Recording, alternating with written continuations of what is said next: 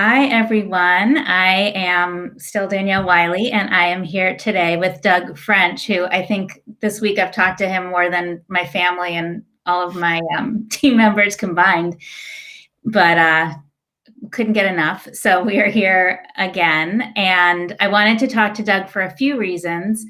But for those of you who don't know, Doug is the co-founder of the Dad2 Summit, which has been around since you did a test run in 2011, right? And launched real time with your own dedicated conference in 2012. But if you want to give a little elevator speech about who you are and what you guys do, and then I'll jump into my questions. Sure. And thank goodness you are still Danielle Wiley. I'm still Doug French. I am co-founder and programming director of the Dad 2.0 Summit, which we've actually recently we actually shortened to just Dad 2.0 for reasons I'm sure we'll discuss. But the idea came about that, as you say, we were around in 2012 when there were plenty of conferences, parenting conferences that were very mother dominated.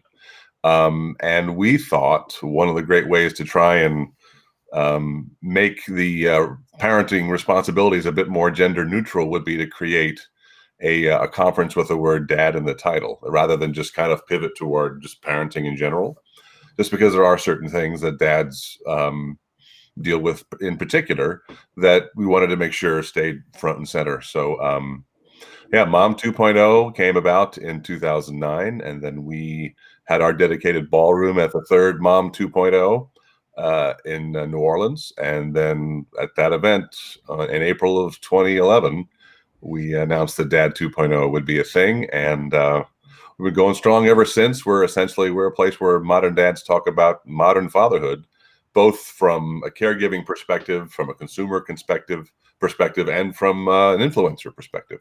I don't know if you know this, but that's one of the few Mom 2.0s that I have not been at, is the 2011 one in New Orleans. But that also marked the creation of Sway Group. I don't know. Right. I think you may have been busy at the time. Yeah, no. Well, I sent someone, I made a list of bloggers who we wanted to sign to launch with. And I sent someone. I couldn't do it because I was still working at Edelman, and it would have been a conflict of interest. And I had a vacation scheduled that week. So I sent someone, Katie Granju. I sent her down to Mom 2 in New Orleans with a list of bloggers, and if she could get a commitment.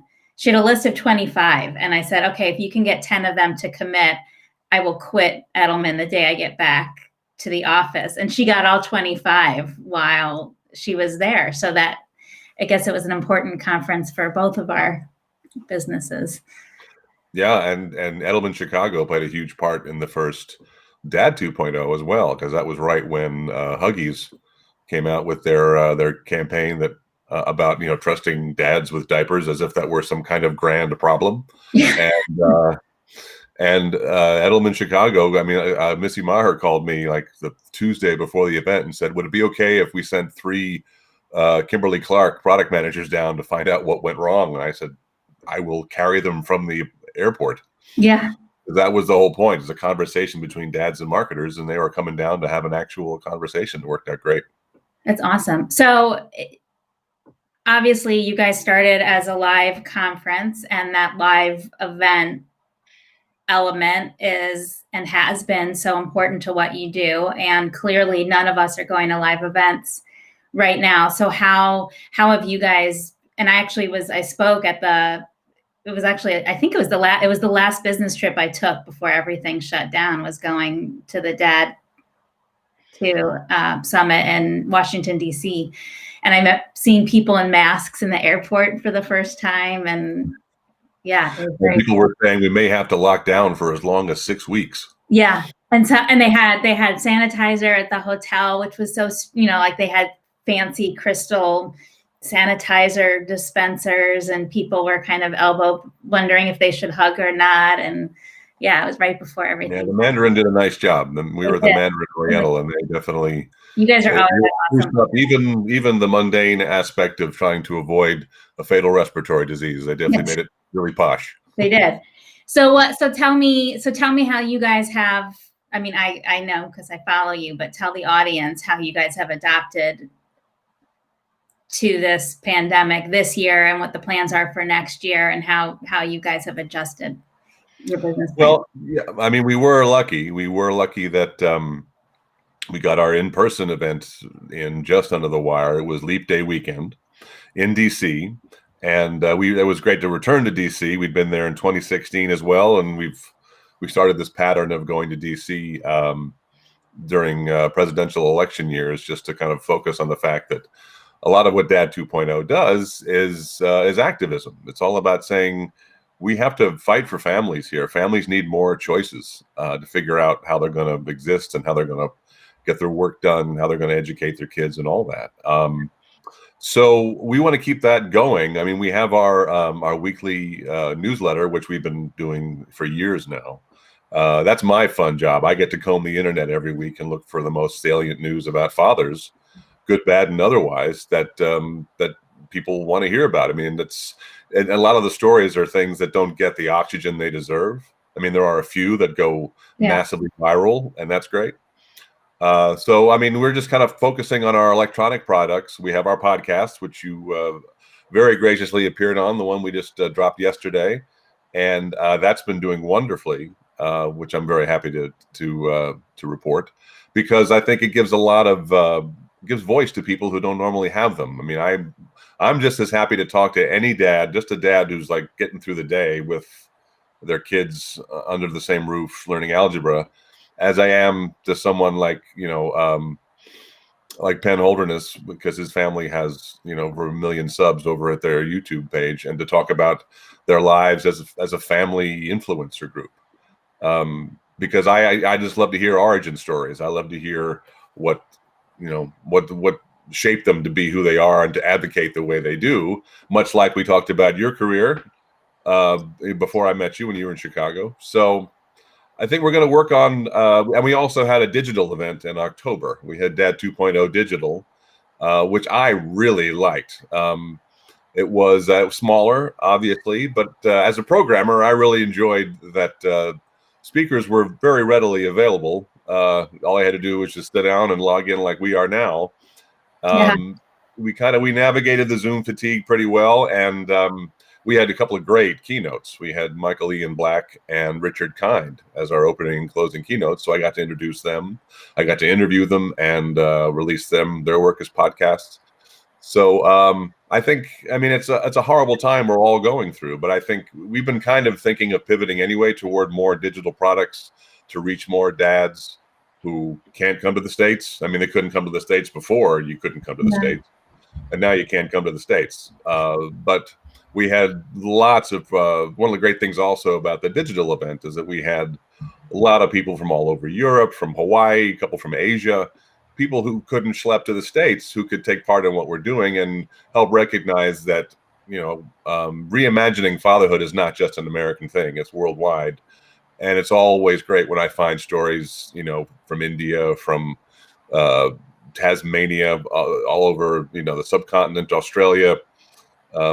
Stories about fatherhood are universal, and I'm glad it's catching on the way it is. Yeah, that has been one of the brighter sides of COVID, is just how we're connecting with people that we might not typically connect with. It's really kind of, just as much as it has shut everything down, I think it's also opened a lot up.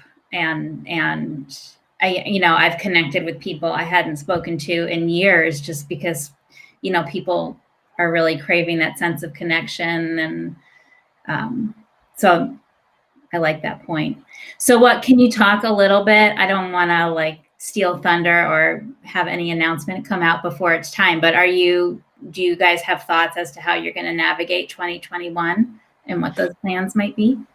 Yeah, I mean, our plans have always been intertwined in some way or another with Mom 2.0. And so that's a constant discussion in terms of how our two conferences will resume. I mean, and that excites me a lot. The idea of being at the forefront in terms of being able to encourage people to gather again and have them realize that if they do gather with us, we will do it safely, and you'll be in good hands, and it'll be worth it to come and stay in hotels again. I mean, so many industries are poised to recover based on that, and I really like the idea of trying to be at the forefront of that, to recognize that we can be on the other side of this and say, is that all you got? I mean, the idea of persevering through COVID, it's become kind of a personal thing with me. I'm kind of like, I'm feeling more defiant than anything else, because it's been gratifying to see that the desire, the passion for the subject, and we're going to have a lot that's all alive and well, and we're all going to have a lot more stories to tell when it's over about how we persevered, and I think we're all going to feel stronger for it. That's what I told you when we were chatting over the weekend, that I was talking with my marketing director, and I was saying we definitely have to save some budget for conference attendance and sponsorship in like the tail end of 2021, because I think they're going to be epic and super fun and very lively and just so much more dynamic than they have been, because there's just going to be such an appreciation there. You don't realize that you're going to miss conferences and business travel. Yeah. I was watching The Flight Attendant, which is not anything like what my life is like on airplanes. But I was like, I miss airplanes. And I was like, why do I miss airplanes? It's so crazy. I miss airport sushi. When we get to that point, then we've turned a corner, because things are dire. You take nothing for granted anymore. Yeah.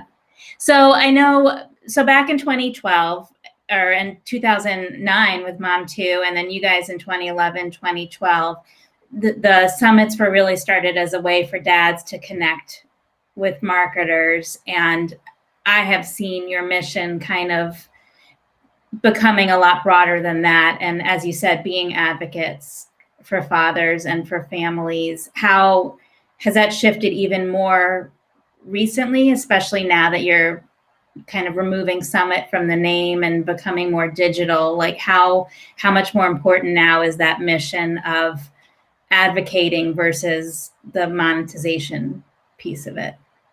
Well, I think they go hand in hand. I think the whole idea of amplifying what you stand for will attract the right brand partners to work with, which is why, we were together with the Dove Men Plus Care for so long, because they've been staunch proponents of paternity leave, which is a huge part of our core goal, to recognize that making work more flexible to accommodate parenthood is a really important thing to focus on, given how the birth rate in this country is just getting hammered. It was doing poorly before COVID, and now the baby bust is going to be a big thing to rebound from. So, the mantra has always been, because Mom 2.0 began obviously to encourage women to get involved in media and be entrepreneurs and build businesses, and I think the flip side of that, if you want to take women seriously taking care of business, then you have to take men seriously taking care of kids. And that's a zero-sum game. There has to be childcare involved, and facilitating one facilitates the other. So that's always how I think Mom 2.0 and Dad 2.0 have kind of dovetailed in that way. Mm-hmm. And I think as our relationship, as we both get bigger, as our relationship evolves, I think it's you go big. You recognize that there's so many things that need attention, need revision, need revisiting, and that includes when the most recent case was, remember there was a man who sued Disney because he was discriminated against for trying to take his paternity leave. And the judge said that Title VII didn't apply to male parents. There's still a lot of antediluvian thought out there that needs to be woken up, for lack of a better word. Yeah. Because I think it's you revive family life by giving families more choices, more options, and that includes getting rid of glass ceilings on both sides of the agenda. And recognizing if you can build a meritocracy such that any couple, heterosexual, homosexual, however they're composed, if you have a pair of parents trying to run a household, or a single parent even, the best thing to do is divide and conquer, play to your strengths, and make the best life for you and your kids. Yeah. That sounds so nice. It does, doesn't it?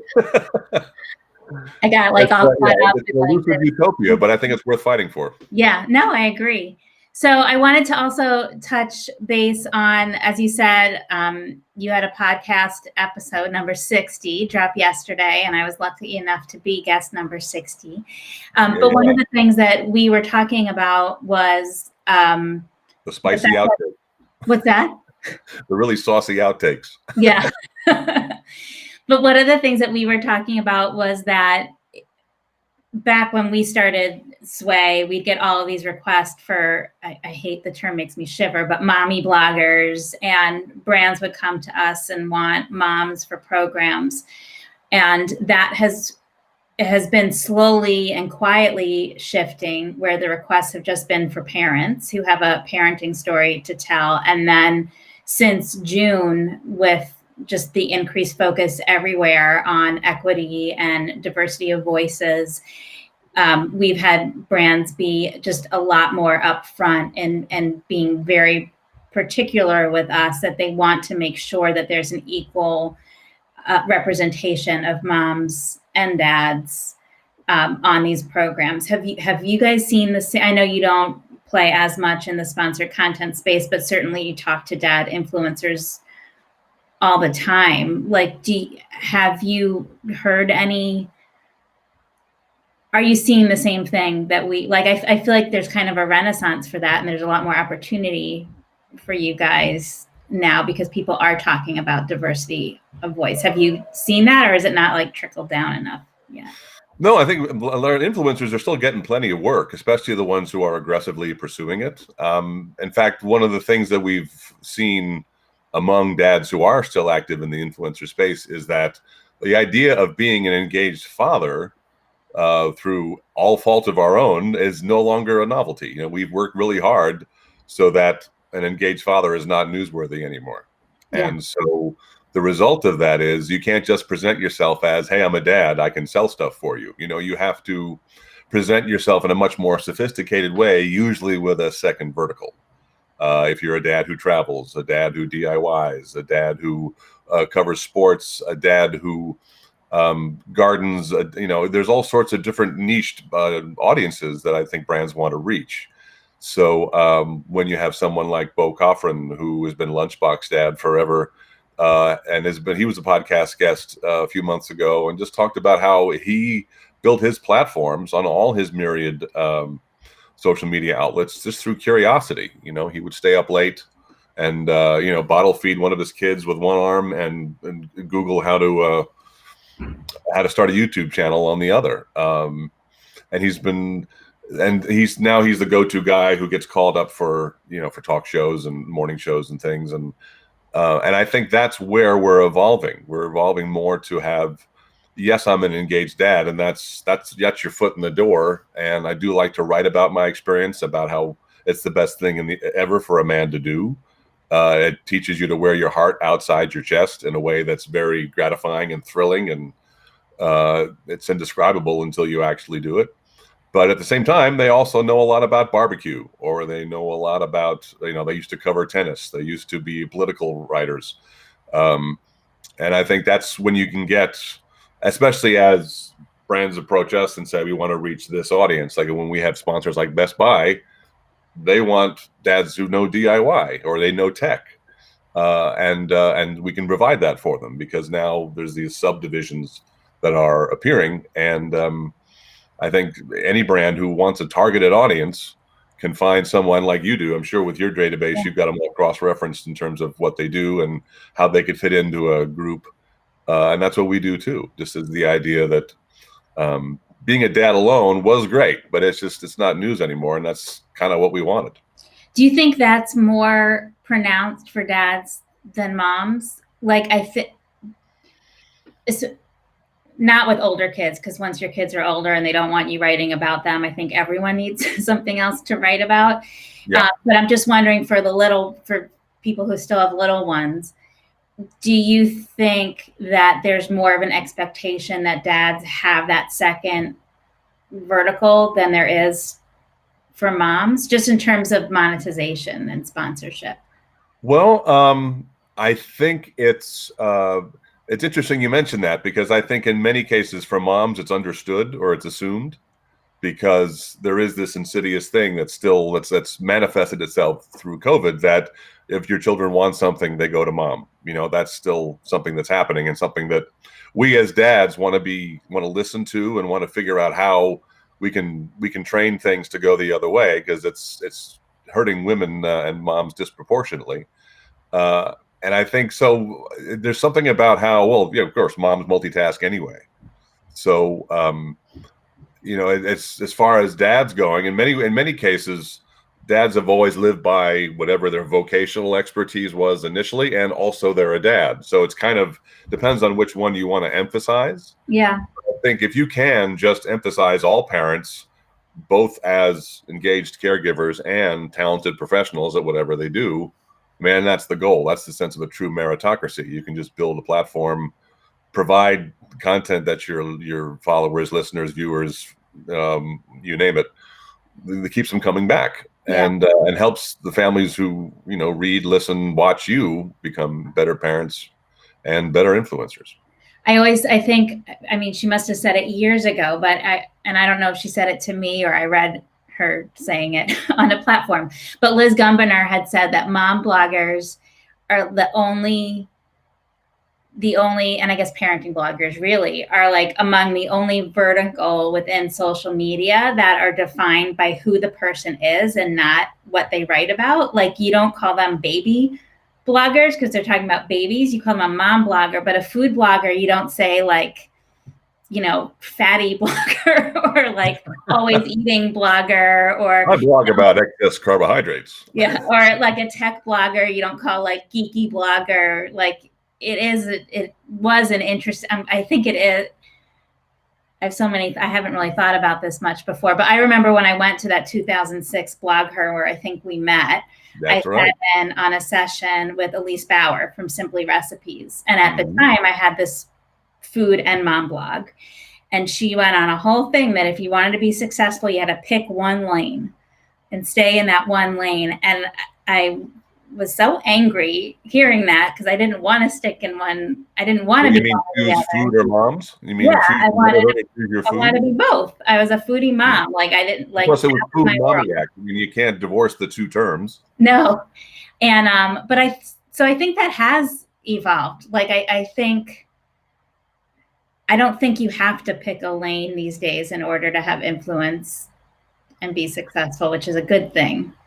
Well, as you talked about in the podcast too, you said that especially now, there is a market for comfort. There is a market for sharing the story of how you're living, how you're coping, how you're offsetting what you've learned, what opportunities you found, any kind of good news to offset this rampant tragedy, this rampant disruption to our lifestyles. And so we're searching for anything. And if you can share that out and be an authentic person who says, this is what I struggled with and this is how I overcame it. And that's it's interesting. I've always kind of thought that was the best kind of content anyway, because that's like when my ex-wife and I got divorced and we started a blog about co-parenting right after we split up. And we weren't proselytizing about it. We didn't say this is what you have to do. This is what we said. This is what killed us, and this is what resurrected us. This is what worked for us. Maybe it'll work for you. Yeah. And there's something also about being a parent. Parent is an essential human thing. It's not essential to be a parent, but if you are a parent, you immediately relate to what other parents are going through. It's a definite layer of humanity, and that lends itself to the story you want to hear, because we've all been through, and if you are a parent, you've been through some level of you're even if your kid just put his elbow through a plate glass window, it's just, we've all been through some jarring thing we didn't see coming, and you relate immediately. Yeah That's awesome. Well, thank you so much for joining me. You're probably sick of me by now. We've been talking every other day. You know what? That's if COVID brought us together, it was worth it. Yes. We're so sentimental and sappy this episode. Well, but it is interesting to see what people, our class of parents, with older kids, you and I talked about how our college kids are coping with COVID in college and campus. And we see colleagues of ours who are restarting blogs, who are getting back to their roots, who are winnowing their what they follow, winnowing their newsletters, winnowing. There was always this desire to have more and interact with many, and I think we're going to see a trend, of much more connection based upon interaction, and that's why I love being in the conference business, because if you go back and forth on Twitter with somebody, you're going to give them the benefit of the doubt if you've met them before. Exactly. Our social discourse benefits so much when you can at least inspire people to get together face to face 1 or 2 times a year. I always, whenever I speak at conferences to influencers, that's always, my advice has had to change this year because it's just not doable. But my advice is always to attend as many conferences as possible where there are going to be brands and agencies in attendance, because if a brand has met you, they're going to be that much more likely to work with you because they can put that face to the name, and you're not just some anonymous Twitter handle. You're a real person with a real face, and there's, even if it's not super deep, there's some kind of relationship. And that's what sustains it. Yeah, I think that's a definite addition to whatever platforms and pitches you present. Excuse me. It's there's so much more to what you present as far as who you are. Yeah. Because if you can present yourself as like this, as a person, and what he or she's coping with, that adds that layer that makes a brand, a partner, a blogger relationship that much more sturdy. Yeah. Awesome. Well, thank you, and have a great rest of your Tuesday. And I'm so glad we've had all these chances to chat and connect. This has been awesome. I'm so grateful. Thank you. Yes. And I'm glad you came on the podcast. You've been a great advocate for us, a great pal over the years. To have spoken at our first conference and our most recent one gives you that unique bookend experience. And again, I don't want to talk, bookends imply an end, which it's not. True. But it's definitely, we're definitely in a pause. Yep. And but yeah, you think this, all you got to do is tell me I can't do something, and that just motivates me even more to do it. So this is a shakeup that a lot of things needed. I want to see good things come from it. I think they will. Well, thank you again, and we will talk soon. You got it. Thanks.